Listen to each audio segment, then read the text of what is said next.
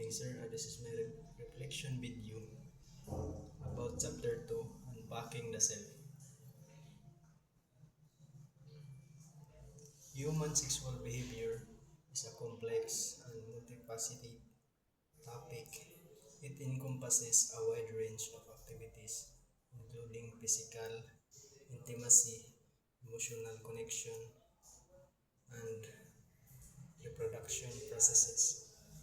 If you're looking for information on a specific aspect of human sexual behavior, feel free to ask, and I do my best to provide more details.